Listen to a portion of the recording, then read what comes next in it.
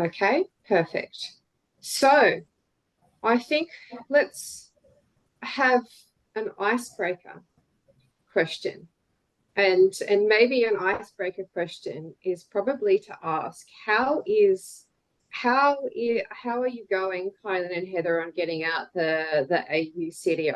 I believe that's coming out for comment in the beginning of February.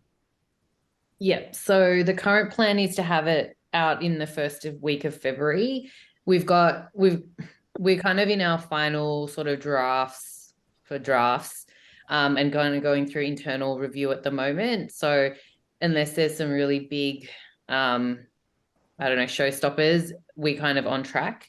And our intention is to publish it on the Confluence page, that first week of February.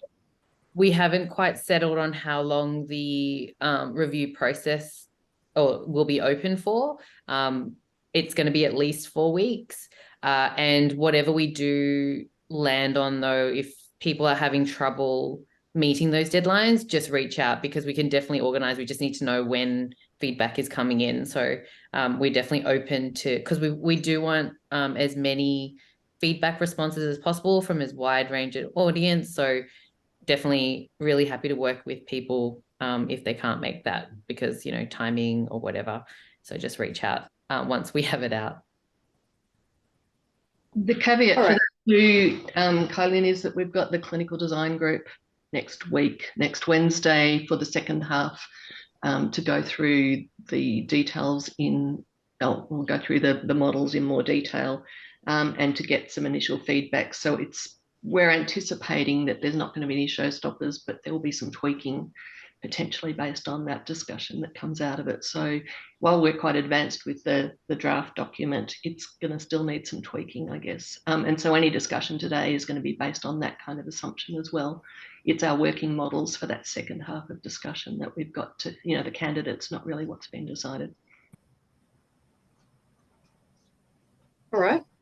I might share my screen and I'll put up the slide that I lifted from the last package that came out, that was presented to the clinical design group on what the proposed candidate for the draft R1 is. And that's what's been available to the technical design group. These data elements with the description next to them that we've gone through into mapping. And I think I'd like to ask Kylan and Heather, are there any differences here? Because I know this was presented to the clinical design group, and I think there might have been some feedback that came in. Yeah, so pulse rhythm is out, is the first one that I can see that's no longer up to date. I think status is out of, I think, we're still working through the medication stuff, and status is on it, is possibly out. Okay, so vital signs in pulse, the rhythm is no longer proposed for the candidate for R1. Correct. And then under medication statement, you're suggesting the status is something that may not end up in the draft for R1? Correct. And the reason for that is we're proposing that this be current medications, in which case status becomes effectively redundant. How that grows in the future, if we increase the scope, is then up for discussion. So that's what we need to discuss on Wednesday. Another thing, vaccination administered, we're adding batch in. There was comment from the CDG, it's their the AIR requirement, so we've put in batch there. Under vaccine administered, is there an Australian immunisation requirement to always report that? Yes. It's a legislative requirement as part of the Australian Immunisation Register. Just going back to the medication statement, is that, you said it's current medication? Are you going to call it current medication, or I think previously you were using medication usage rather than medication statement? Well, it's shifting a little bit and it's fluid, I guess, so we can do any or all of those things depending on what people are thinking is the best way to do it. had a meeting scheduled with Brett today to start to discuss those kinds of things so that we have an alignment before the Wednesday meeting next week, so that we actually advance this a little bit further. So I've got a number of questions as well around this about how to progress it, but we're trying to keep it as simple as we can, but certainly being a snapshot view of what's going on, and the key thing for any kind of health summary being what is their current medications that they're on as a snapshot. So trying to stay away from orders and administrations, etc., and the detail required there to keep it back to something like something suitable for exchange. What's the current name though? Is it usage? No, it's statement at the moment, but I mean, usage was a previous release or previous proposal from the fire statement. So it came up at some point, but I can't remember when we stopped using that. It's fluid, Heath, whatever we think is best. Open Fire has changed. Fire has canned the use of the concept medication usage and reverted back to medication statement. You're pretty vague there, Stephen.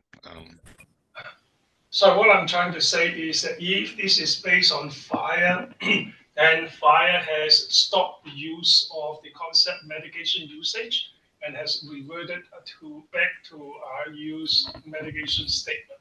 Well, it's not based on fire. This is supposed to be logical and somewhat clinical. Yeah, I've heard Heather mention about fire. Yeah, And I think we have, oh, sorry. No, I was just going to say the naming has shifted because of that kind of understanding, but it really doesn't matter from my point of view. I'm not married to anything. We can take this to the clinicians, but I think from my point of view, we are trying to focus on what patients are currently using as best we can determine as a snapshot for exchange. So we'll get that feedback about naming as well. Okay, and we've got some hands up. I think, oh, sorry. No, it was me. I was going to say I have my hand up anyway. Yep. Go ahead, Danielle. I was just going to add to that, Heather. 100%. So I think it's really great to start with a smaller piece to bite off, get that right, and then expand, because there are plenty of different use cases. The only thing I was going to elaborate on was that this specific context of active medications versus prescription medications versus over-the-counter versus taken was something that caused a lot of confusion in US core, because it wasn't stipulated clearly at the start, and then implementers implemented something slightly different to what was intended. So I think we just need to be aware up front on this one, get it defined and ring fenced, but make sure it's clarified and clear across the board, because I worry that we're still trying to unpick that at the international level as a result of what happened with US core. That's all. And sorry to interject, but that's my concern with the term statement. It is basically alluding to a solution or a mapping. And I just want to try and avoid that. Which happened with the list, the context of meds list that had to be reestablished guidance. So to Heather's point, we can go find a word for it, but I think, we should stay away from statement and order, and just, because, that's where the concern comes in. Which if it's usage, I actually don't have a problem with the term usage, because it's actually not a current fire term. So, but let's see what the clinicians and consumers think. But you're suggesting it's better to use a term that's not related to any of the fire resources. I think that's fabulous, and I'm quite okay with that. If you want to make some suggestions, I'm also happy to promote that to the clinicians and get them to agree with it, rather than starting from some other point. Yeah, and I think the ones that Danielle just indicated were probably good ones, but as long as it's clearly defined what it actually means, and maybe what the synonyms are and all that kind of stuff, which you're doing obviously, but I mean, there's always going to be the problems, Danielle, around currency and knowing exactly what is current and what patients are adherent to, and I don't think we particularly care whether they're prescribed or over the counter or what the source is, or if it's the St. John's wort that they're taking as well. All of those kinds of things should be candidates here if we're looking at getting an exchange of things that the patient's taking. But we can't ever prove it, and it's only ever a best guess effectively. Or maybe not best guess, but an informed guess. We've got no absolute source of truth, so it's always going to be a struggle. This is where the notion of a snapshot is the way I'm describing it, and I don't know if that's a useful thing too. But I don't want to get into past use and future use and those kinds of aspects of the medication statement, but I like the snapshot view of what are you taking at the moment, and that's what I think we need to focus on. Again, happy for comments. Okay, I'll say, Angus, you've got your hand up. Yeah, sort of two questions. One is just how does this relate to e-requesting? And I'm thinking of statuses in that we're proposing at the moment, like fasting status, pregnancy status. Are they to be included here, or is that some sort of different scope? And then my second question is just about the key biomarkers, like just what are we doing there? Are we now going to corral the whole diagnostic industry into defining their panels? So that's my two questions. Status in terms of the medication statement is about, and again, I haven't got the list close to hand, but it's basically about current, past, future, and if it's been entered in error, stuff like that, I think is in the FIRE model. I don't want to get into that. I think from a clinical point of view, just being able to exchange the current meds is the assumption. I think taking my question out of context, I more meant like tobacco smoking overall status. I see here in e-requesting we've got use cases for fasting status, pregnancy status. So should they be on this panel or not? So my understanding on this is that we took them out of R1 for AU Core because we needed more time to deal with them, and we saw doing it as part of e-requesting to actually work out exactly how to manage that, and that hence be part of R2 in the same time frame as e-requesting needing them. Okay. Exactly. And there needs to be some work on pregnancy status because from a clinical point of view, I think there's some problems. And I think I'm hoping I missed your day the other day where you were doing more work on this, but I'm hoping that all of the other kinds of things that are basically confounding factors to any of the results and so on will come out of it. The key biomarkers is absolutely trying to stay away from the formal test result. And we know that that's something that's coming soon, but at the moment, the instructions that we've had is that we want to be able to record the values of these effectively, an analyte value, if you like, totally out of context of any test result itself as a starting point to standardize that within the health records so that we can use it towards clinical decision support, especially the cardiovascular risk calculator, that kind of thing, knowing that this will then be incorporated in the future towards a coherent approach to a generic lab test, etc. So we're not trying to do anything out of school, but we're trying to do it before we get to do that generic lab test, which is a little bit scary for me. And I need you guys to kind of be understanding that connection. It's not designed as a threat or a conflict, but it's about how do we get some quick runs on the boards for some of the decision support without having to get all of laboratory test result reporting organised in every service within a lab, etc. Does that make sense, Angus? Yep. Thanks, Heather. Yep. Yeah. I think there shouldn't be too much contention though, Angus, because really all we're trying to do with these is make sure that we've got a well-known code and maybe some well-known units, and that's about, and obviously a value. So yeah, I don't think we're going overboard. I'm just worried that it's an understatement to say there'll be no contention. I said I was hoping there would be no contention. I suppose so. To minimize it, not exclude it. Yeah. So to clarify there, the key biomarkers elements, which are really around lipids plus a couple of others, are expected from an AU core sense not to be fully specified path results. that we may see these values supported by a pathology reporting or a reporting kind of data set. In this case, these are really, I guess, the light observations like tobacco smoking, where it is simply the HDL and this is the value. And that is what is proposed in AUCDI. Is that about right to say? I think my concern about this, and this is where this is a technical issue and how you're going to handle it, is I don't see these just as a standalone observation. I do see them growing into part of a test result.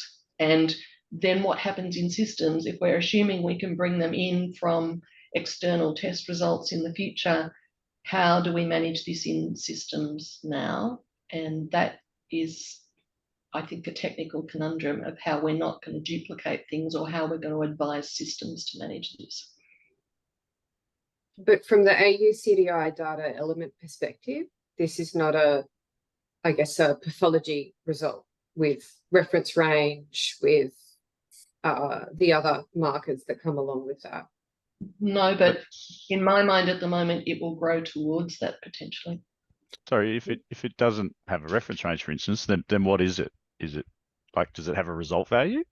Yes. Yeah, it's a name, it's a HDL with a value and a unit. That's it. And a date. Yeah. Okay. But I think the structure that Heather's talking about is something that we will need to take on as part of the bigger conversation beyond this. But again, going back to the clinical decision support requirement, it's the atomic observation that is necessary. We need a means to be able to query these things for the purposes of CVD risk, in particular, for the smart health check stuff that's been going on with the Saros Indigenous 715, etc. So yeah, but I'm not. It's a worthy cause. I guess I'm just highlighting that it hasn't occurred before today, like because of trying to corral the whole industry and making these things all the same, and so we don't do it in V2, and so it's just looks like we're forging a new path to now we're going to do it, and that's fine. I'm just the reason it hasn't been done to this point is because of the conjecture and complexity across the whole pathology industry to do it.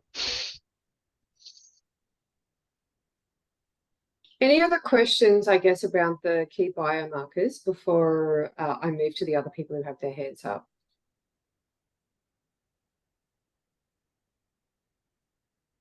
All right, I'll check. Danielle, you still have your hand up.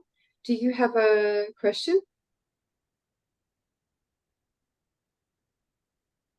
No, I actually thought I brought it down. Sorry. Yep, no worries. Brett, what is your question? Oh, no, you've put your hand down as well. Oh, no, Ruben. No. I want to answer. I'm answering. I'm answering. Yeah, I think, yeah, the biomarkers. I think what we're after is to take these values out of context of a pathology report. So we're not really needing interpretations and reference ranges. So yeah, it's mainly aimed at like summary, decision support, and so forth, where we are not at this point trying to capture those other elements, which are definitely needed obviously in a report. But you want coding of them, like line coding of them. You want units as in what units are they reported in, how are we doing the transform up and down units, which is the sort of chipping, that's the beginning of the problem, isn't it? Trying to corral everyone. Yeah, but even I think it'd be good to have the discussion, and then like if there's a set of units that are in use, like there are multiple different types of units, at least we would have a set and the standard set, right, that we can all understand. So it does help a lot for decision support, because it'll mean that you do have some constraint on what you are going to receive if you're adhering to that. But it's the 7 that is the scope that we're looking at. Yeah. So we're not looking to do everything. We just want to get some codes for these 7. And probably the CVD, units for these 7. Yeah, CVD and diabetes, these are the ones. Yeah. I'm not complaining. It's inevitable we have to go here. I'm just waving the flag of The reason we haven't gone there to this point today is because of how difficult it's always been perceived to do. Yeah, and I think we're also looking at it very much from an EMR data perspective, where these things exist in the EMR data independently, effectively, of the pathology data. Well, that's the question, isn't it, Brett? Whether that is the ideal way to go or not. But certainly these should be consistent with lab tests and eventually at least brought out of lab test results. So that is a technical solution about how you recommend this be implemented, and whether this should be then sucked out of a test result in the future and stored separately in the EMR or not. That's a technical solution here. We're just saying this is what we want, but we don't want this to be white elephants. We don't want them to be sitting somewhere else and not be consistent or derivable from other things. This is meant to be part of the whole ecosystem, and we're pushing you, Angus, into an uncomfortable position, I understand. But how can we try and facilitate this, the start of these discussions? Well, you've probably had many of them, but for us to start to get towards this kind of thing and some consistency, focused on primarily a small subset for clinical decision support, not trying to eat the whole I think it'll be a good exercise actually to go through and say what is reasonable when it's not in the context of a pathology report is actually a good discussion, because I think maybe that's not entirely. The problem is the context of the pathology report is always in play, because these result values don't appear out of thin air. They come from pathology reports. So you can't have that data unless a pathology lab's done it. So there's no getting away from the alignment problem. Yeah, true. It has to be harmonized. Otherwise, and I was just going to wander back to medication statement and how that's structured. I think it is helpful if you're looking at status and maybe dropping status, because renaming to things like current medication and I don't know how the group's feeling about things like ceased medications and things like that, where the status is essentially specific. It's a more specific representation of the status. Because that will be something, because that effectively is creating scope for the technical group about the things that are needed to be understood. Whereas I think if we kind of look at, otherwise we're going to have to actually define what status means and which of the options that technically might be already sort of listed in the fireside might be relevant. So it would be good to create some more specific versions of that, where that's sort of spelled out in a bit more detail. I think current is the priority from a clinical point of view, but I think the ceased ones as a part of a discharge summary are probably fast followers. If we can work this out, knowing that is potentially something else that's coming soon, I think that's useful. I just think the future stuff or planned stuff, I don't think that's a high priority at the moment. So I totally think that makes sense. Because I think like ceased is maybe a safety thing, and the current is obviously you want to know what's in somebody's system, maybe. And how we determine what is current is fraught, obviously, and we can't solve that because of the human factors, but at least we can try and structure it as best we can. Yeah. So, Brett, and I would say as well, like, a lot of this has been done to extent well beyond what we need anyway. Like, what we're talking about here is actually already been thoroughly gone through in terms of medication statement, the different list types, the different contexts, and the statuses associated. So we did a massive project in the international pharmacy group for this specific reason that covers off on all those med statuses, the different types of lists, because there are different intentions. There's, I need to know the active meds a patient is taking versus I want to know all meds the patient's ever taken versus one's being prescribed but not dispensed. So there's a whole bunch of pieces that fit into that. That is quite detailed in the international pharmacy wikis. So that's why I think it's great to come in on a very small context, like Heather said, to get us moving here in Australia. But I don't think that I think it'll move very quickly because the majority of it has actually been painstakingly planned through.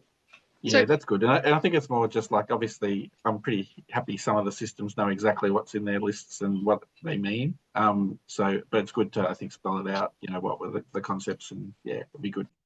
Danielle, can you share a link to that wiki? It just helps to kind of know Sure what can, text is. I'd love to see it. I don't know about anyone else. Thank you. because we went all the way into the detail of contextual for countries as well, where we talked about packing and the various other where you do cover a lot of that stuff. So I'll put it in the chat. Just give me a second. Help. Okay, Ruben, with your hand up. I've got a totally unrelated question if we're done with that discussion. I think we are for now. Okay. So earlier, I think it was Kylan mentioned that some parts of this model are informed by legislation.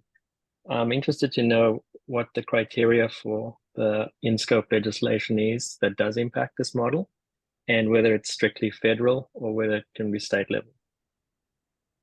I think it's a bit loose at the moment. I think it was feedback from the clinicians that drove it, because they have requirements and say they wanted to see the batch in there specifically for the vaccination stuff. So, you know, we don't have really strong guidelines there. Would it be fair to say, though, the focus is really more on a clinical usage than anything administrative? So it's not really aimed at a specific use case where the admin is a lot more important in terms of legislative requirements, because usually it's related to some service provision and billing and all the things that you need to do. So I think I'd say that all of the admin stuff is a lot less relevant. Yeah. So I still think it's helpful to inform the discussion. So Ruben, I'm interested in what you've got in mind. I just wanted to know if there'll be, for firstly, a clarification on, as part of the scope of AUCDI, to what extent legislation does inform what goes in there. If that can be stated, I think that would be good. And then I suppose based on those, that would be clearer for suggestions for additional things. Off the top of my head, I'm pretty sure Queensland Health has a couple of legislative requirements around clinical data. I don't know what they are, but I've certainly seen things along those lines, and our Human Rights Act as well.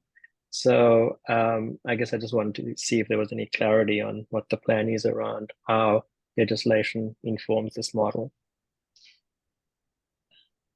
I think it's there is no specific policy, but I think perhaps we should have some statements in there about it. And certainly we've been looking at all inputs to this where it's valuable. So there's no reason why that can't be part of the discussion and the input. We haven't come across it. I mean, there's obviously some things around the sex and gender that needs to be done. And I think at that kind of level, Ruben, but it needs to be a broader discussion than we can just decide within this group. So there are all those kinds of things I think need to be brought into it, and making sure that we are consistent with all of those kinds of requirements. Some of those will reflect some of the clinical stuff, some won't. They'll be around the technical side of things. And I think we just, we need to bridge all of this as best we can. The intent is to incorporate that where it's sensible. There's no doubt about that. So make us aware of things if we're missing it, please. Sure, thank you. Thanks, Heather. Danielle, you've got your hand up.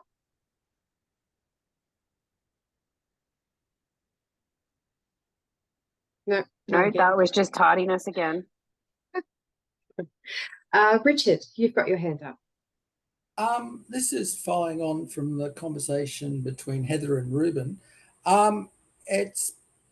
It may be useful to have a list of identified legislated data elements that we haven't yet considered, or something or other like that.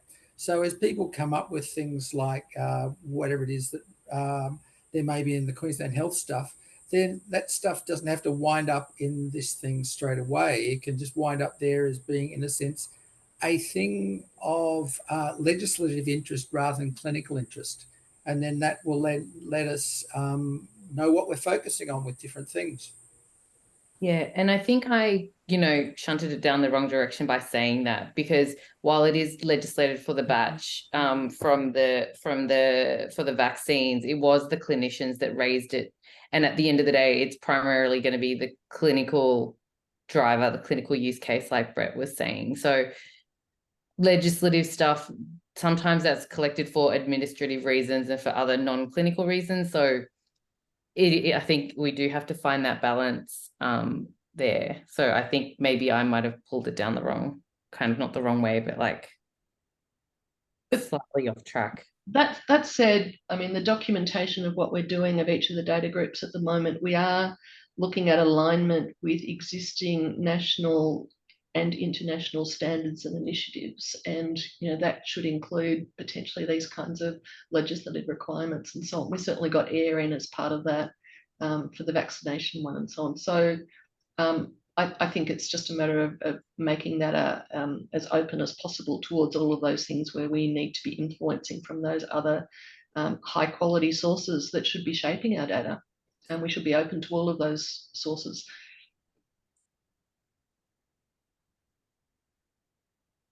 Okay. Are there any other questions? Yeah, we've got a break in people putting their hand up at this point.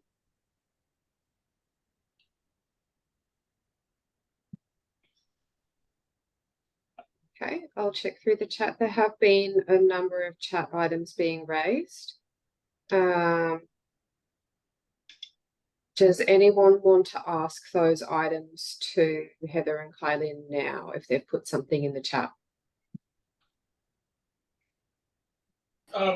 Well, I might as well start since Daniel, you mentioned that we should raise the questions in the conversation rather than in the chat. So I'm just questioning about the decision of key biomarkers associated with reference range. Although I acknowledge that reference ranges are usually associated with lab reports, but the question is about the biomarkers being used in decision support without reference ranges that are age-specific or ethnic group-specific. Those data are pretty useless in terms of decision support. So I'm not sure that dissociating reference ranges for the reason that trying to avoid it being associated with red report is a good decision for that matter, especially if they intended for decision support purposes.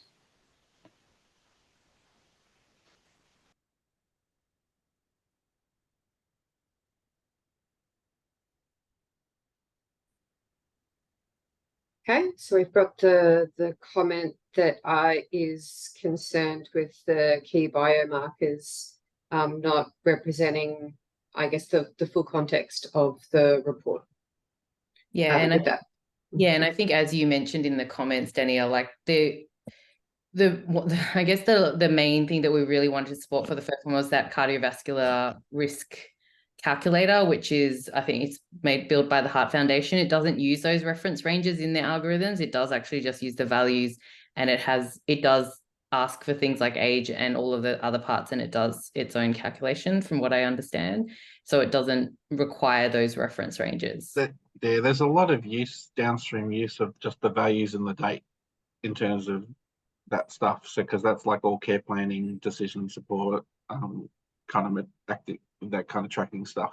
Well, CBD risk in particular, like, has its own way of managing ethnicity, so it takes it into account that way. Because in a report, not to say that there's not other cases where it... because I'm saying, like, in a report, it's in the context of what the pathologist and the pathology system believes the data to be, and I think basically I think we're trying to just it's really trying to, I think we have to address that, and it needs to be harmonized with the pathology business as well. But this is not, the scope of what we're considering is not the pathology business at the moment. So I think we have to head to that. Yeah.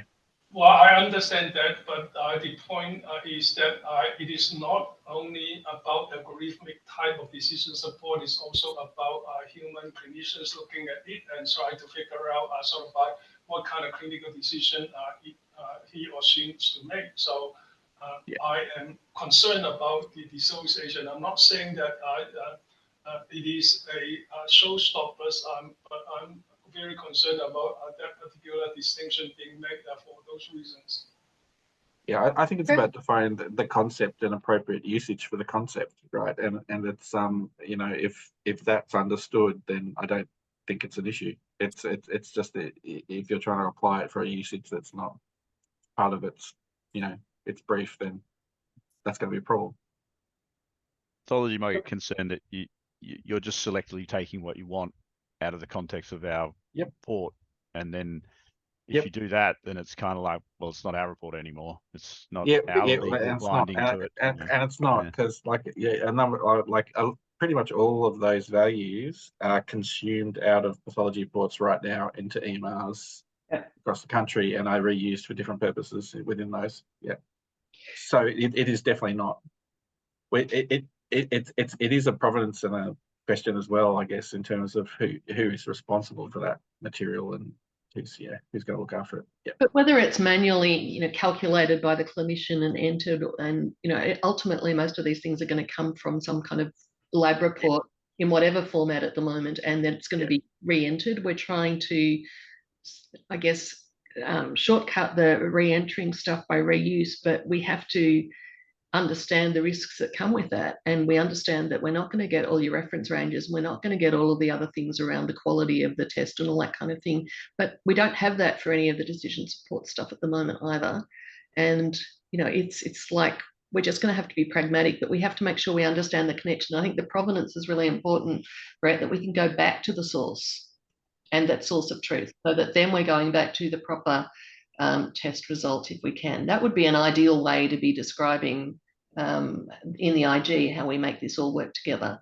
We don't want these to be white elephant things, but we also don't want to have all of the overheads of a full test, because we don't use any of it in the cardiovascular risk calculation. So it's, how do we manage this? It's a philosophical thing that we have to deal with anyway. This is a good example to start to discuss it. I understand the complexities and the politics, and there's a lot gone on before me. So I'm not going to pretend to be an expert here, but how can we navigate this sensibly, or at least start, you know, getting down the pathway towards that and documenting why we can't, or where the problems are. And Andy, is your comment around the key biomarkers? I guess ish. I'm just thinking if there is referencing being made to particular use cases that are driving some of these decisions, I think we should document those, and that would then at least give context for the decisions that are being made, because otherwise, if you just take this at face value, we're going to have a million questions about, but this doesn't support X, Y, and Z. So if there is logic behind it, we should at least, I guess, document the logic. Yep, that will be in the document. Yeah, I think that's the thing is, ideally we're moving towards having this consistent model across all uses, that we can have the logical concepts described here. So like, this is not necessarily it's not the end of the story, it's just part of the story. So it'd be good, yeah, because I think obviously when it moves into a TDG, it's going to have a case that's fully understood to make sense, right? But I think in the abstract, you know, this will help define some elements, and then the TDG has to kind of work on. Yeah, but you don't really want it like just dumping a big bucket of chum in the water and, you know, hoping for the best. I think it would help at least to say, you know, this is what we're doing it for R1, and this was in our mind when we were doing it, and then at least you get a kind of context for it, because without that, I think you're just inviting for everyone who comes along to it going, but this doesn't include the building blocks for e-requesting, for instance. So, you know. We're definitely going to include words around that, like the scope of what the R1 is, why this, like what were our drivers around scope, what's included and excluded, and we will include some example use cases as well for this R1. So please watch out for that. Yep. I think it's worth saying though. I think this particular set is probably more closely aligned with AU Core and AU Core Business. You know, in terms of a summary sort of concepts and that kind of representation. So like it would be good to have it exercised under AU Core to say, is there enough here to make to make it make sense in AU Core? But it's probably not. It's really because once we get to pathology reporting and all of the other things that are on the cards, like then yes, there'll be other concepts that will have to be brought in and that they will be needed. So the question is it adequate? Is it adequate for AU Core? Well, I mean, AU Core is an exchange standard that it's not driving the use case. So I'm not quite sure that's the right question.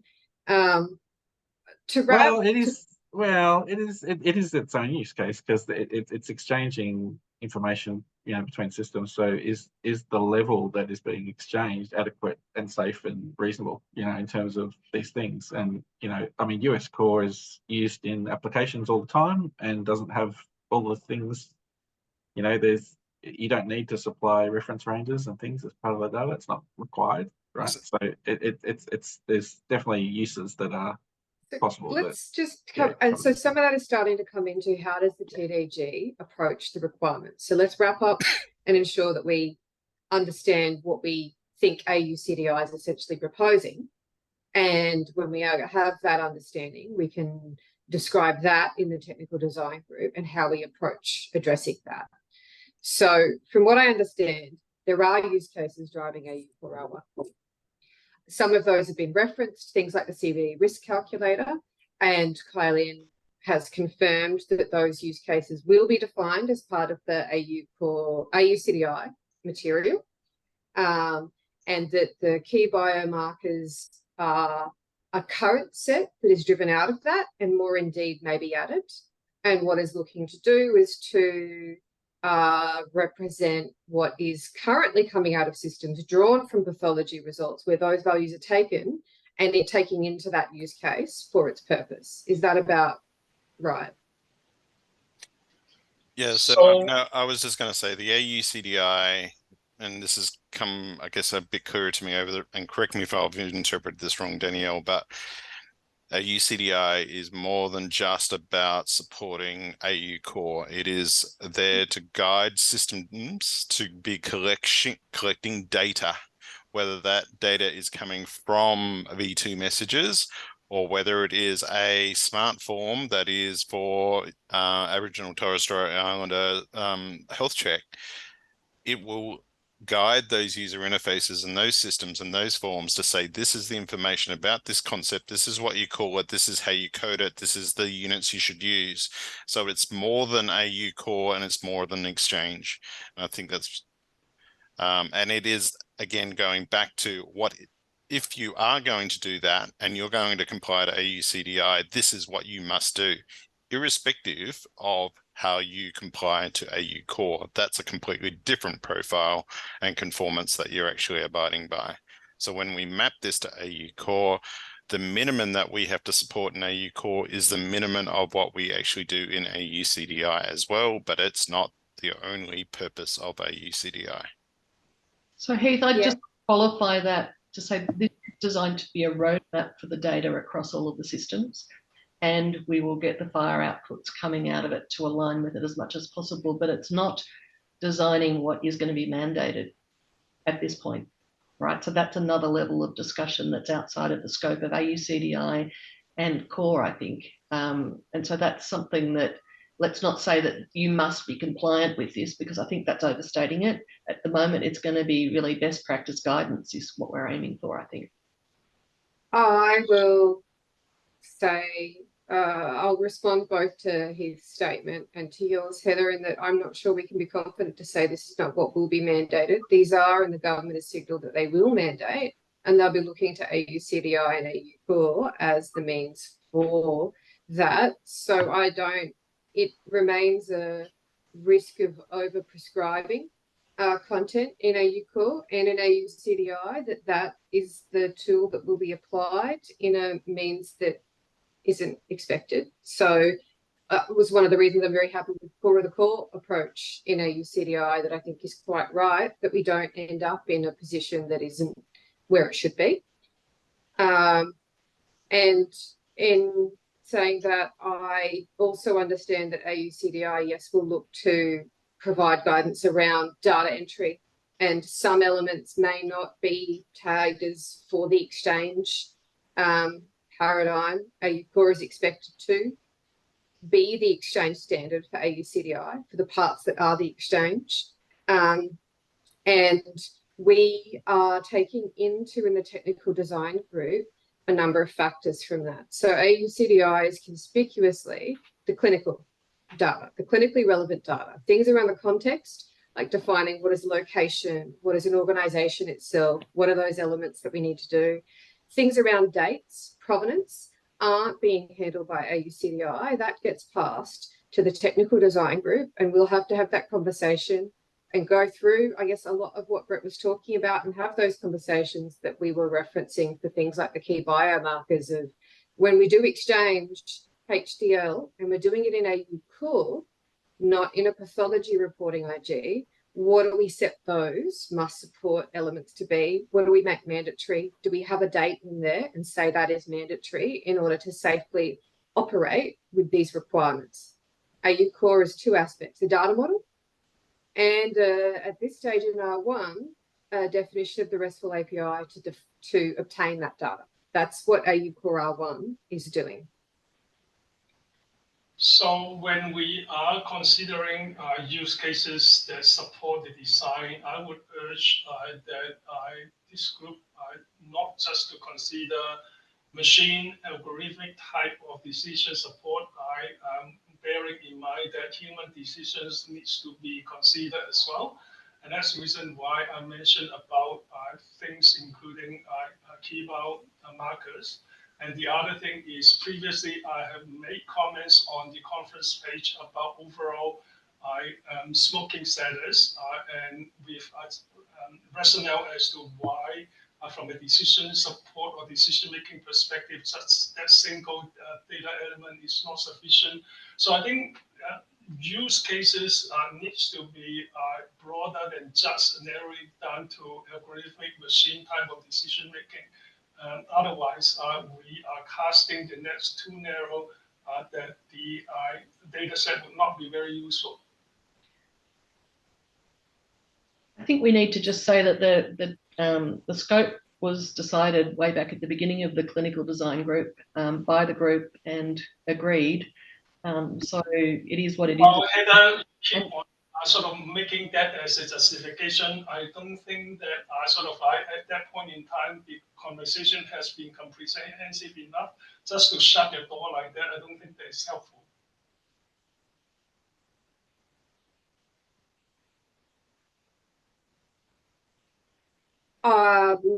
I think we'll see what the use case definitions are that come through. I can also probably bring to, noting we've only got 10 minutes, about what the use case drivers are from the clinical design group and the AU Core technical design group. But I think to a large degree, we're starting to move out of the Q&A for implementers, which is really trying to get an understanding of what these elements are that are being proposed and the context in which they're being proposed in this particular session. And we will have the feedback mechanism that's coming when this is put out in order to provide some wider comment on the AUCDI when it's proposed.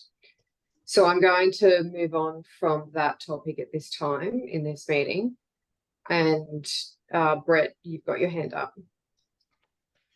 I was just going to jump back to the dates statement. I think there's clinical dates that are important, and I think they're the things that will come through in the CDI spec in terms of, like, there's no point having administered vaccination without a date on it, and there's no point having a procedure without a date on it. So it's there will be things that are clinically relevant. Like, so it's if we do say medication administration, you want to know the dates, right? So it's I think these are things that are essentially part of the clinical information, and I think there's other dates attached, which I think are much more administrative in nature, and probably are much more about context and things as well. So I think that's something for the CDG to probably work out. That was all. Okay. Philip? Yeah, just thinking about Brett's thing, I mean, I think we have to be really clear at some point, and again, happy for this to be part of the clinical group.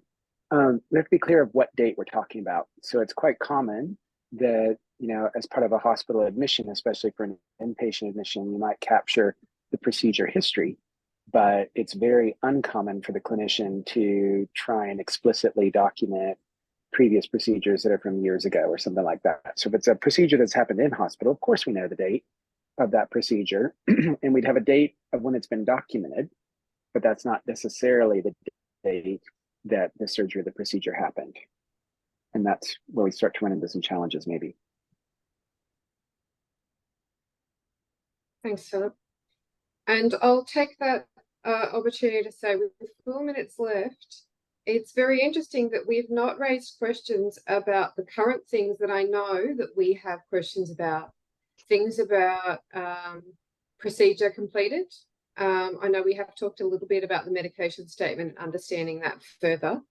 I'll take a note myself to get in contact with the people who are raising, I guess, some of the potential mappings around those items where they've posed that this may be one or more things depending on what the kind of information that's intending to be carried, and confirm with them to see if we need to come back and ask those questions back to the AUCDI folks, or if we can safely carry that through to the technical design group.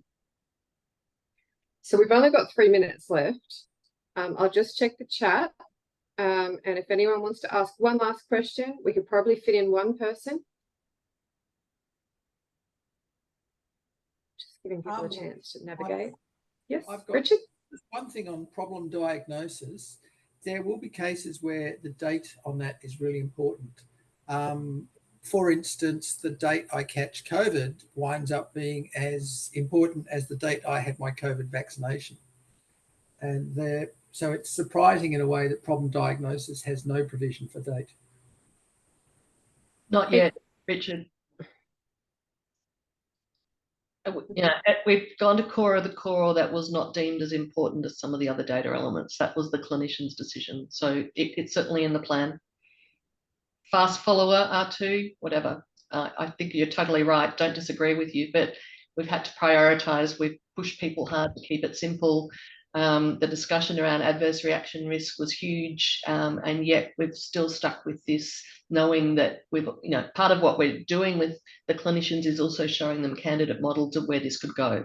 So, you know, something like tobacco smoking can go towards 40 data elements, problem diagnosis, you know, 25 or 30. We know that there's lots to choose from. These are the core of the core that they've chosen.